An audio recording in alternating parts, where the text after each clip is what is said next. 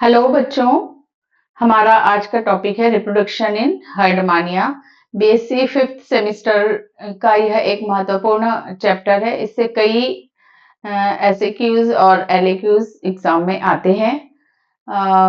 तो चलिए देखते हैं हर्डमानिया में किस तरह से रिप्रोडक्शन होता है और इसका इम्पोर्टेंस क्या है।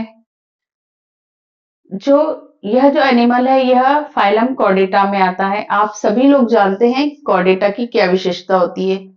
किसी भी एनिमल को कॉर्डेट कब कहते हैं? जब उसमें तीन मेन कैरेक्टर होते हैं। कौन कौन से तीन main character? Dorsal tubular nerve cord, notochord और फेरेंजियल गिल स्लिट। यदि किसी भी एनिमल में ये तीन विशेषताएं हैं तो वो एनिमल कॉर्डेट कहलाता है। दूसरा आते हैं हम सब फाइलम इसका। तो सब फाइलम है यूरोकॉर्डेटा और ट्यूनिकेटा। तो urochordata means uro means tail. तो टेल रीजन में नोटोकॉर्ड पाई जाती है इसमें जीवन की किसी भी अवस्था में। तो ये यूरोकॉर्डेटा में इसलिए इसको रखा गया है। क्लास है एसिडिएसिया। एसिडिया मीन्स होता है एक पर्स, लेडीज पर्स। तो इसकी बॉडी जो होती है एक टेस्ट के अंदर सुरक्षित रहती है, ठीक उसी प्रकार से जिस प्रकार से कि महिलाएं पर्स के अंदर अपना सामान को रखती हैं। तो इसलिए इसका एसिडिएसिया है ना। ये सारे लेटिन शब्द हैं। ऑर्डर है प्लूरोगोना, क्योंकि इसमें ब्रैंकियल और एट्रियल एपर्चर दोनों साइड में होते हैं, है ना। एक साइड एट्रियल एपर्चर होता है और एक साइड ब्रैंकियल एपर्चर होता है, इसलिए इसको प्लूरोगोना ऑर्डर में रखा गया है। और जीनस जो है इसका हर्डमानिया पैलिडा। ठीक है, तो ये तो हुआ इसका क्लासिफिकेशन। कॉमन नेम इसका है सी स्क्वायर्ड। सी स्क्वायर्ड क्यों कहते हैं? क्योंकि समुद्री पिचकारी हिंदी में। तो इसके एक एपर्चर से ब्रैंकियल साइफन से पानी की धारा अंदर आती है और एट्रियल के द्वारा बाहर निकलती है, बिल्कुल पिचकारी की भांति। इसलिए इसको सी स्क्वायर्ड भी कहते हैं और साथ ही सी पोटैटो भी कहते हैं, क्योंकि ये सेसाइल होता है ना, सेडेंटरी एनिमल होता है। और इसी तरह से जिस तरह से पोटैटो होता है उसी टाइप से ये भी दिखाई देता है, बे शेप सा पोटैटो जैसा। इसे सी पोटैटो भी इसको कहते हैं। ये एनिमल हार्माफ्रोडाइट है। हार्माफ्रोडाइट या मोनोशियस, इस मतलब कि इसमें मेल और फीमेल दोनों ऑर्गन्स एक ही एनिमल में पाए जाते हैं। प्रोटोगाइनस कंडीशन होती है इसमें। प्रोटो मीन्स पहले और गाइनस मतलब गाइनोशियम, मतलब फीमेल सेक्स ऑर्गन पहले डेवलप होते हैं प्रोटोगाइनस एनिमल में। और यहाँ पर संयुक्त गोनड्स पाए जाते हैं ना, कंबाइंड या ज्वाइंट गोनड्स पाए जाते हैं। टेस्टिस और ओवरी एक ही गोनड में मौजूद होते हैं, है ना। दो होते हैं गोनड और प्रत्येक में टेस्टिस और ओवरी मिले हुए रहते हैं ना। तो इसलिए इसको संयुक्त गोनड्स इसमें पाए जाते हैं। अब यदि हम गोनड्स का पोजीशन देखें तो दो गोनड्स है इसमें, लेफ्ट गोनड्स और राइट गोनड्स। जो लेफ्ट वाला होता है वो इंटेस्टाइन की दोनों लिम्ब के बीच में पाया जाता है और राइट गोनड जो होता है हार्ट के डोर्सल साइड में पाया जाता है। प्रत्येक गोनड्स के दोनों तरफ में लोब्स होते हैं, 10 से 25 तक होते हैं और सबसे अगले सिरे पर मीडियन लोब होता है। ये डायग्राम है गोनड्स का हर्डमानिया के। तो यहाँ पर देखिए, ये जो है ये मीडियन गोनड्स है और ये लेटरल गोनड्स है। ठीक है, ये लेटरल गोनड्स है जिनकी संख्या 8 से लेकर 25 तक होती है ये। अब ये जो गोनड्स हैं इनमें जो सबसे बाहर का जो एरिया होता है ना, ये जो बाहर का एरिया है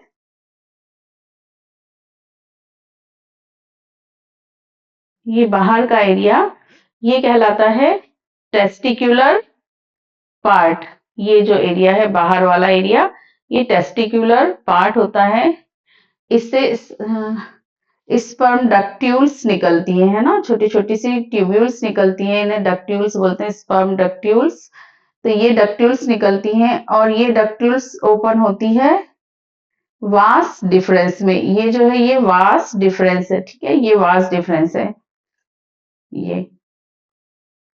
तो ये स्पर्म डक्ट्यूल जो है ये ओपन होती है वास डिफरेंस में। अंदर की ओर ओवेरियन जोन होता है, ये जो है ये ओवेरियन जोन है।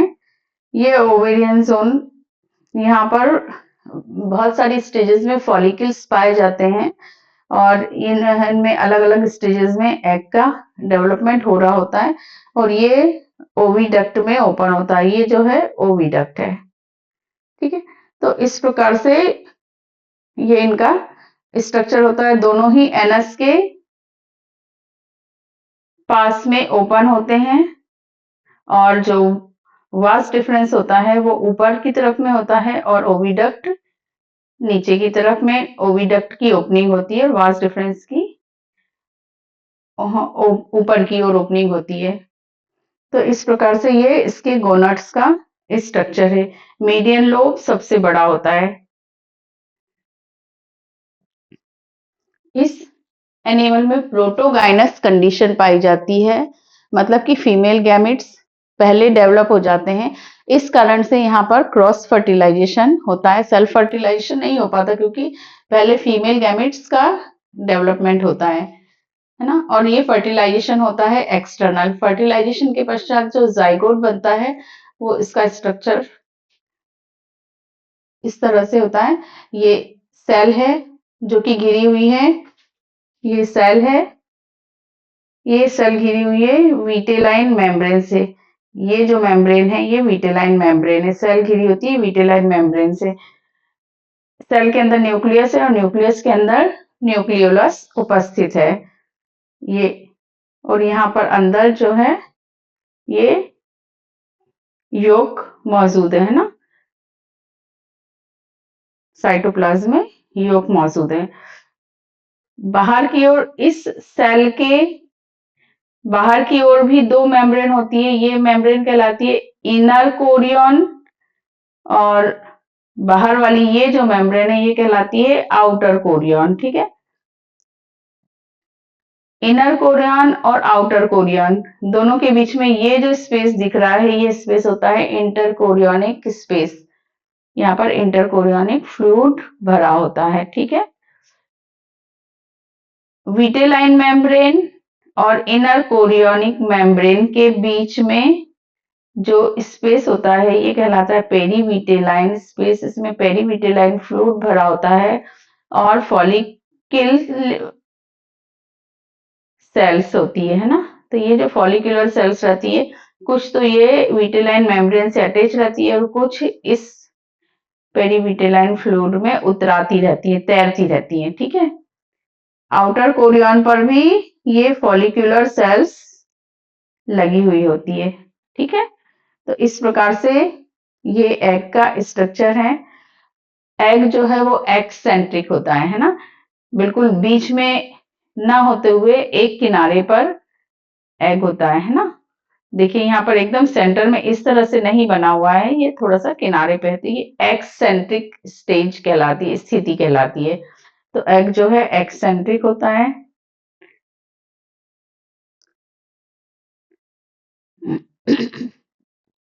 इसका साइज जो होता है लगभग 0.3 mm है ना, 0.3 mm साइज होता है।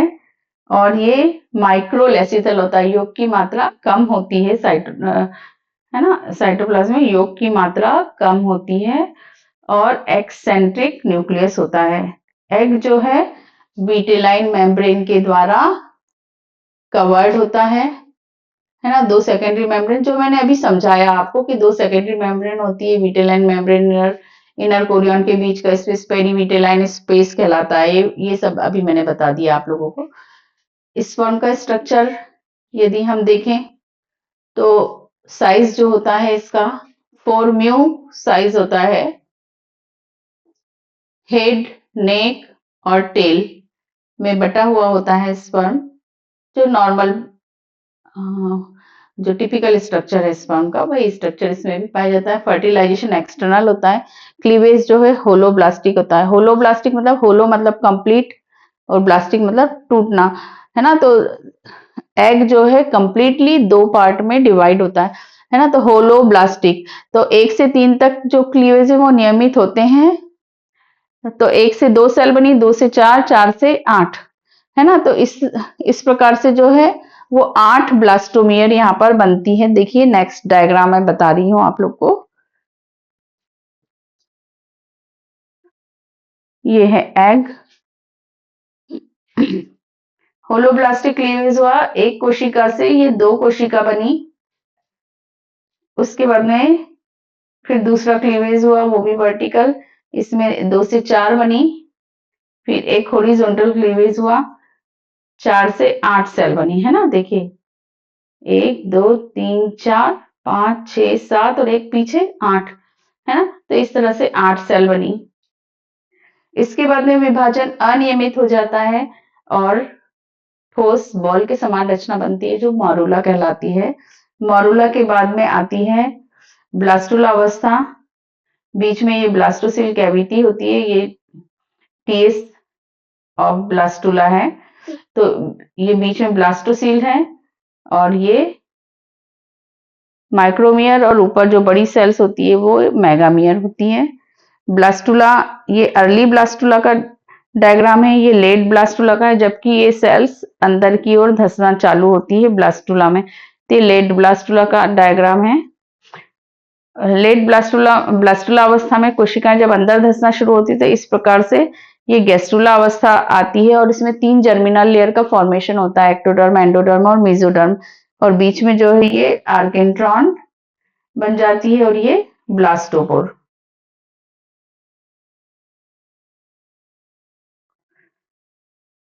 ये लेट गैस्ट्रुला का एलएस है, जिसमें कि एक्टोडर्म, एंडोडर्म क्लियर दिखाई दे रही है।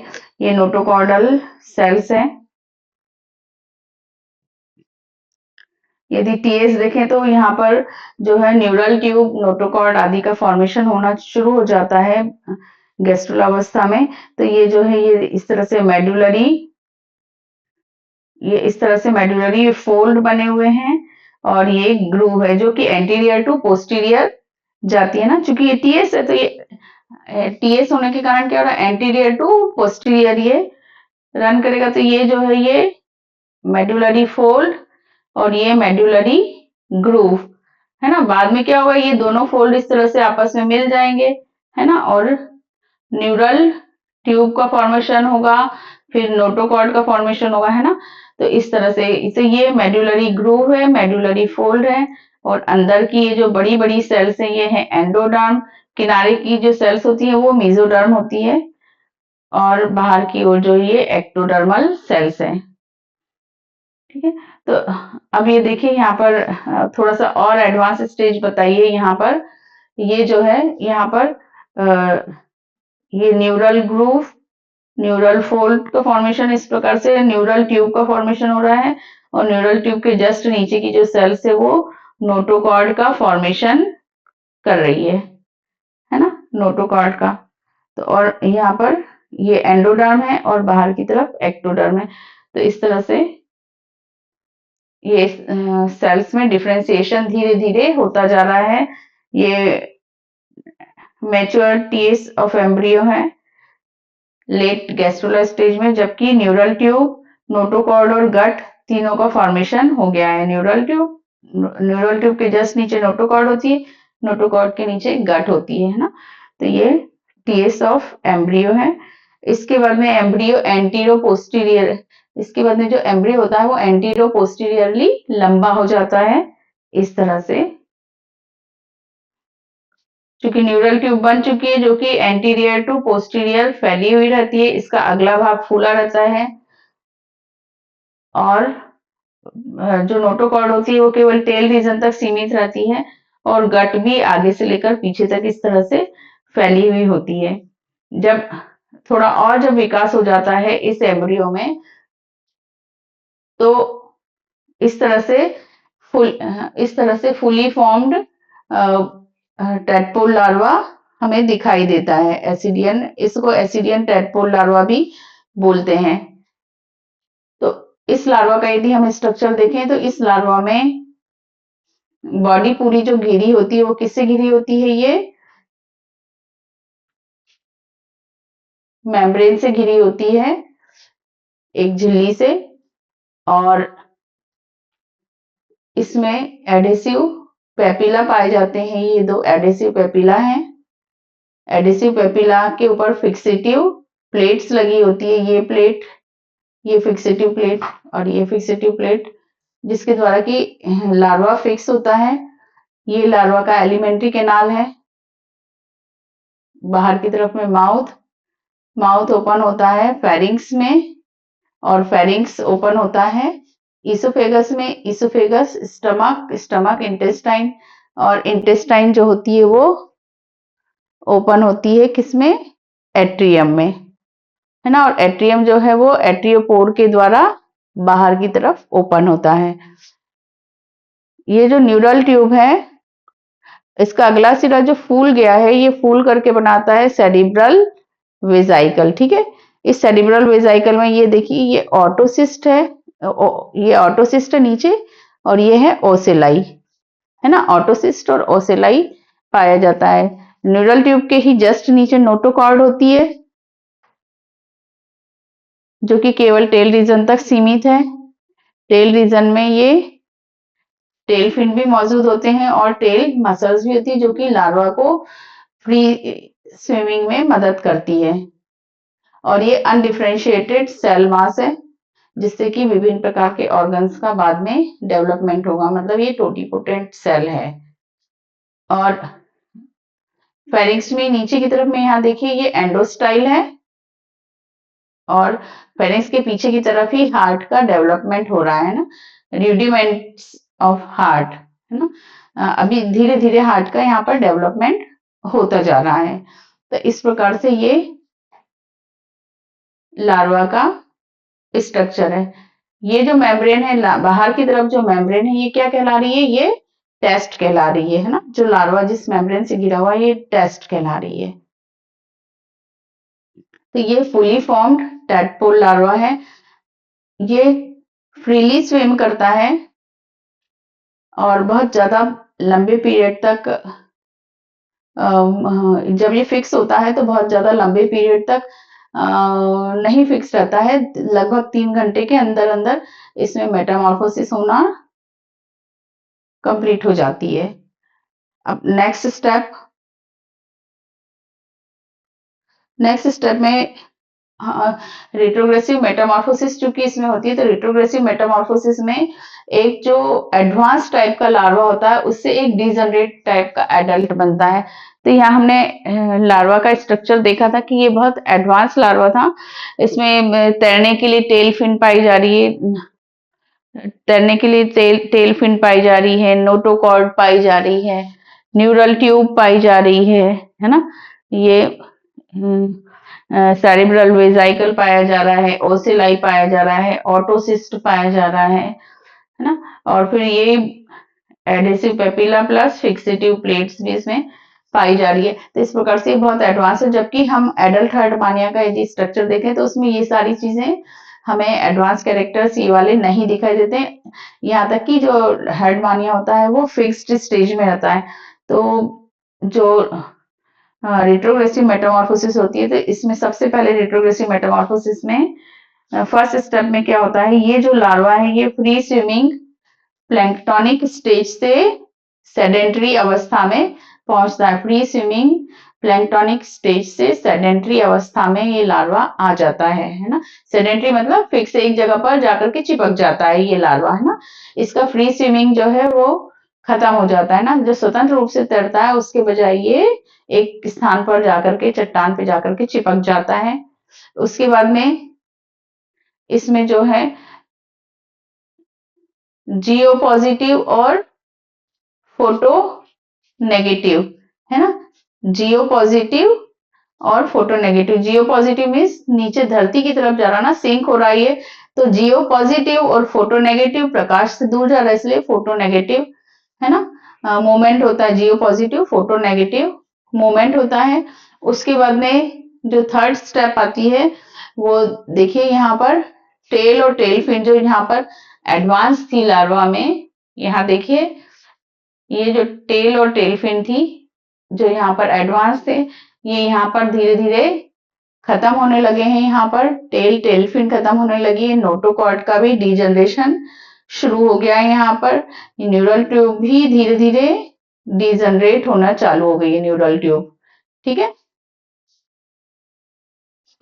अब इसके बाद में चूंकि टेल फिन नोटोकॉर्ड में डीजनरेशन हो रहा है, न्यूरल ट्यूब में डीजनरेशन हो गया है, और साथ ही में ओसेलाई ऑटोसिस्ट जो बने हुए थे न्यूरल ट्यूब में वो भी सब खत्म हो जाते हैं। देखिए नेक्स्ट स्टेप में यहाँ पर डीजनरेशन चालू हुआ, नेक्स्ट स्टेप में ये न्यूरल ट्यूब पूरा खत्म हो गया है और न्यूरल ट्यूब केवल एक गैंग्लिया के रूप में ही यहाँ पर बचा रहता है। ये एक गैंग्लिया के रूप में न्यूरल ट्यूब यहाँ पर बचा रहता है।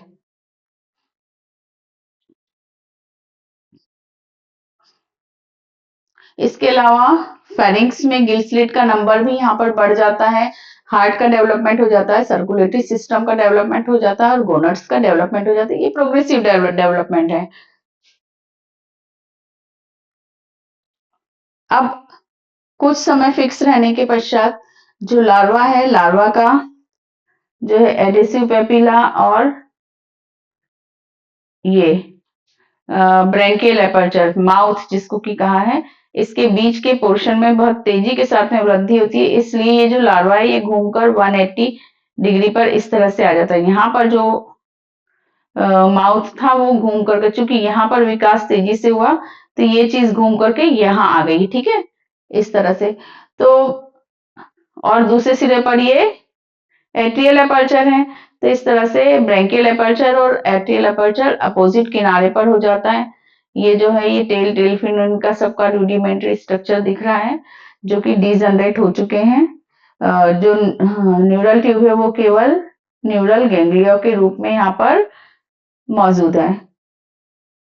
फेरिंक्स में ये एंडोस्टाइल है, हार्ट का निर्माण हो चुका है और ये अनडिफरेंशिएटेड सेल मास है और गट पूरी डेवलप हो गई है ना, mouth, pharynx, oesophagus, stomach, intestine, ठीक है। तो इस तरह से गट का भी पूरा डेवलपमेंट हो चुका है इस लार्वा में। नेक्स्ट स्टेप में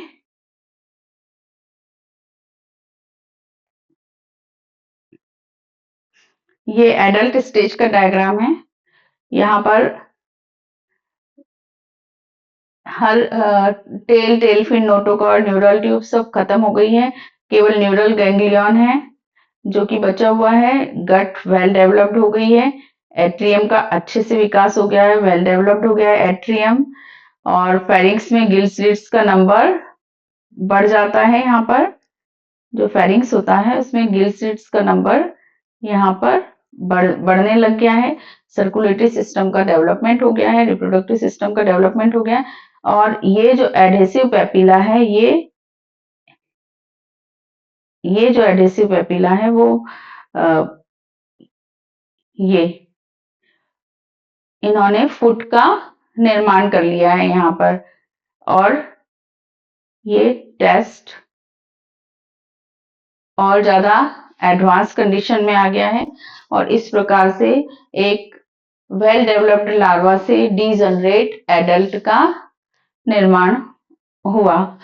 तो लार्वा में जो है हम इस लार्वा में ये जो एडल्ट है, एडल्ट में हम देख रहे हैं कि हमें ना तो नोटोकॉर्ड दिख रही है, नोटोकॉर्ड नहीं दिख रही है, न्यूरल ट्यूब नहीं दिख रही है। हाँ, फेरेंजियल गिल स्लिट्स जरूर दिखाई दे रहे हैं लेकिन ये भी काफी बहुत सारे हो गए और पीछे तक फैले हुए हैं।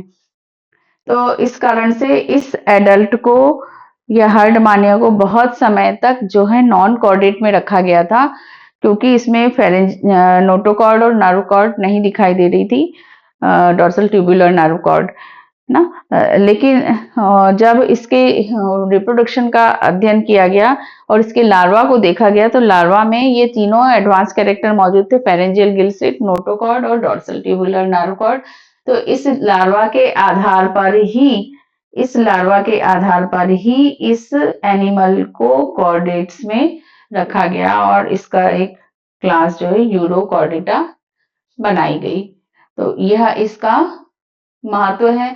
ये जो टेडपोल लार्वा है, ये टेडपोल लार्वा डिस्पर्सल में भी मदद कर रहा है, एनिमल के डिस्ट्रीब्यूशन में मदद कर रहा है, क्योंकि ये फ्रीली स्विम होता है, इसलिए ये तैर करके अलग अलग जगह पर जाता है और वहां पर जाकर के फिर इसमें रेट्रोग्रेसिव मेटामॉर्फोसिस होती है और फिर एडल्ट हर्डमानिया बनता है। तो हर्डमानिया के डिस्ट्रीब्यूशन में भी ये महत्वपूर्ण भूमिका निभाता है टेडपोल लार्वा। और फाइलोजेनेटिक सिग्निफिकेंस तो आप लोग देख ही चुके अभी। यदि ये टॉपिक आपको समझ में आया हो, अच्छा लगा हो, तो कृपया लाइक करिए, शेयर करिए और सब्सक्राइब करिए। Thank you.